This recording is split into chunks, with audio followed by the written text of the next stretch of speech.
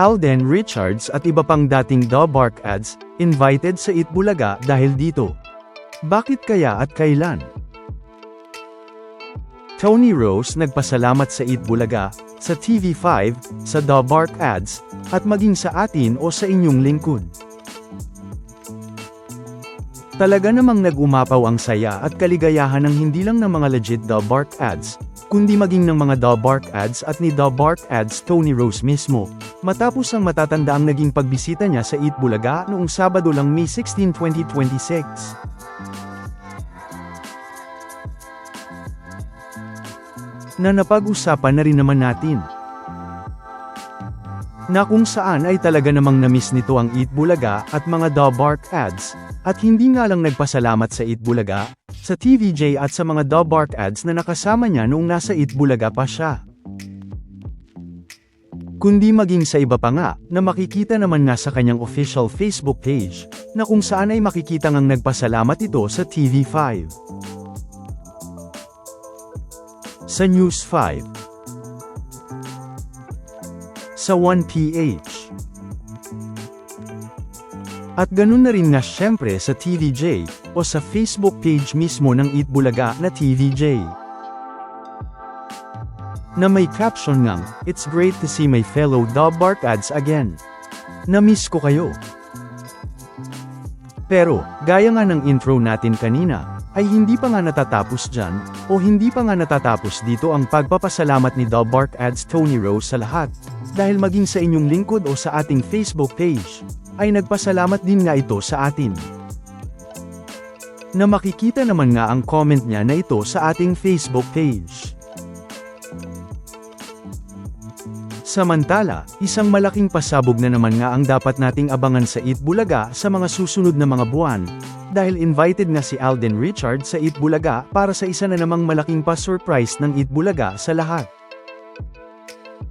At hindi nga lang yan, dahil kahit ang iba pang ang mga dating Bark ads ay bibisita din sa Eat Bulaga. O ang mga dating Bark ads na namimiss na rin nga ng marami sa atin, ay paniguradong magbabalik din nga at bibisita sa Eat Bulaga dahil dito. At posible din nga nating makasama sa Eat Bulaga sa mga susunod na mga araw o mga buwan, na bibisita sa Eat Bulaga bilang isang guest, na talaga namang kaabang-abang na nga ngayon pa lang. Pero, bakit nga ba may mga Bark ads na posibleng bumalik o bumisita at makasama natin sa Eat Bulaga, at para nga ba saan ba ito?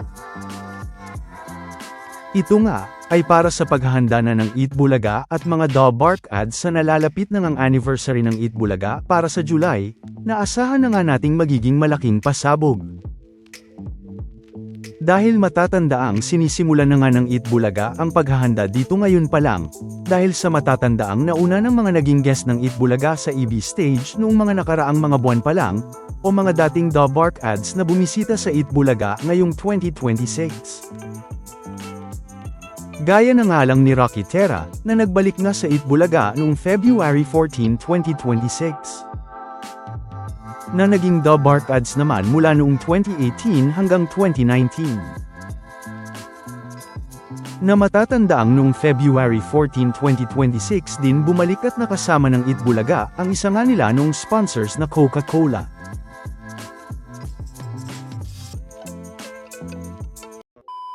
Welcome back mga ka-highlights. Bago tayo magpatuloy ay maaaring mag-subscribe at i-click ang notification bell para updated kayo sa mga susunod pang videos, at paki-like na rin ang video, share at mag-comment na rin. Maraming salamat po. Nagbalik din sa Eat Bulaga si That's My Bae Joel noong April 9, 2026, na naging secret agent din naman sa segment na The Age is Right ng Eat Bulaga.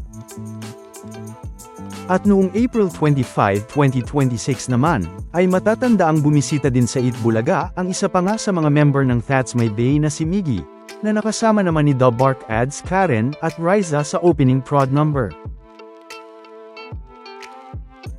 Na mga naging Bark ads naman noong 2015 hanggang 2019. At nito nga lang May 16, ay si Bark ads Tony Rose naman ang nagbalik sa Eat Bulaga, sa segment na The Age is Right. Na ilan nga lang sa mga dating The Bark ads na bumisita ng Eat Bulaga ngayong 2026, at kung may nakalimutan nga tayo, ay mangyaring paki-comment lamang po. Na syempre, ay bukod pa nga dyan ang mga The Bark ads naman na nakasama sa EB Lenten Special ng Eat Bulaga ngayong taon, gaya ni Luwandi, Julia Clarete, Shara Soto at Helen Gamboa Soto.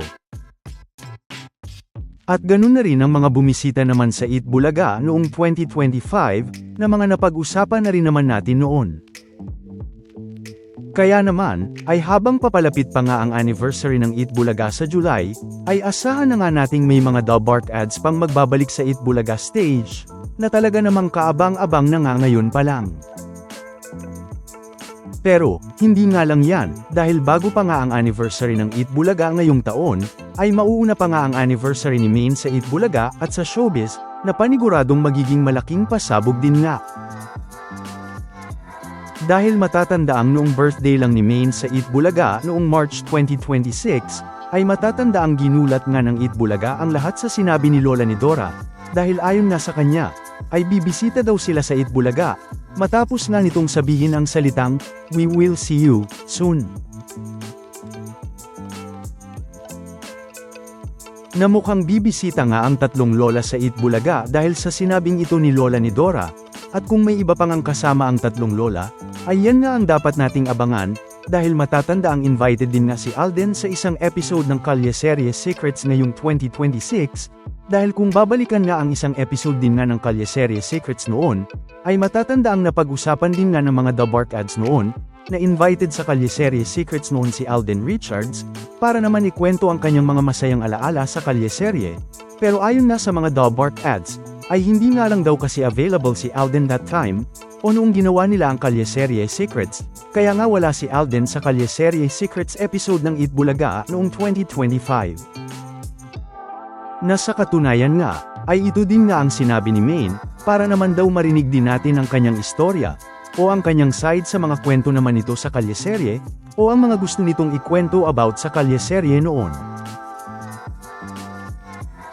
Dagdag pa nga dito ni Paulo, na pwede naman nga daw na via Zoom ang pagbisita o pag-guest ni Alden sa Kalyeserye Secrets, kung hindi ito pwede bumisita sa studio. Kaya naman, ay may aasahan nga ba tayong pagbisita ni Alden Richards sa Eat Bulaga, o para sa anniversary ni Maine sa Eat Bulaga at sa showbiz, o kaya naman ay sa Kalyeserye Secrets?